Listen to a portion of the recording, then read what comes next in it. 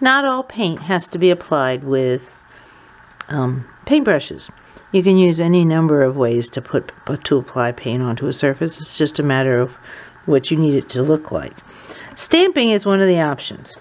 To stamp something means to apply paint by the manner of transferring it through pressure from one object to another while the paint is still wet.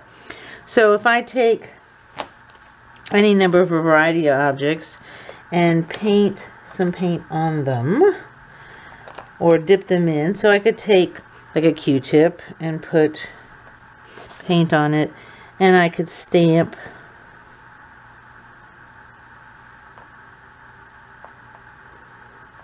and the Q-tip's going to make little circles.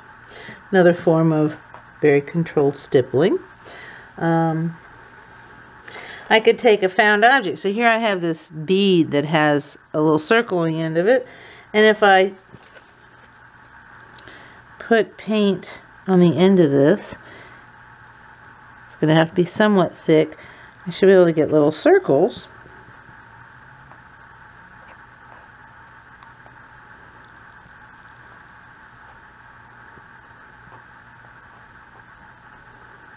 See if we can make something that will look like something in a minute.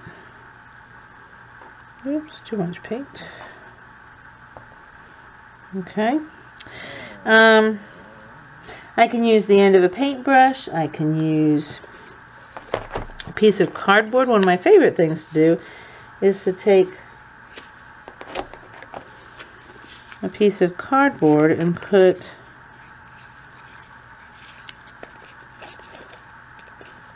some paint on it, and you can drop a line, a very thin line.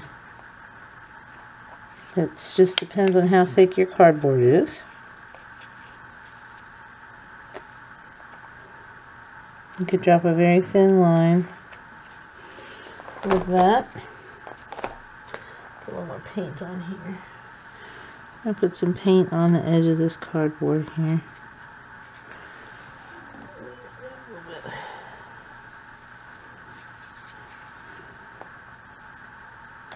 And I can stamp some lines on here. So if you wanted some really thin grasses, if you want to shape that line, you could paint that on, and then you could put a curve on.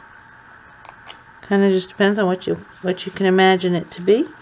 So that's stamping. Different techniques. Another possibility for stamping is you can put paint on a surface that you think is kind of interesting. So here I have this stencil, or this old plastic doily.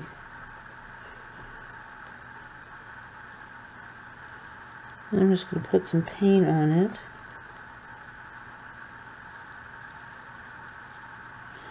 And I could then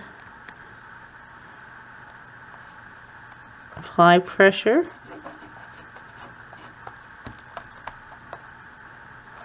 And I could stamp down a pattern.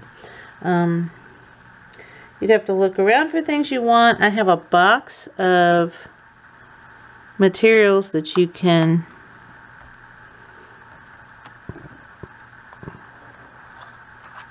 use to come up with some of these things. You need 3 different experiments.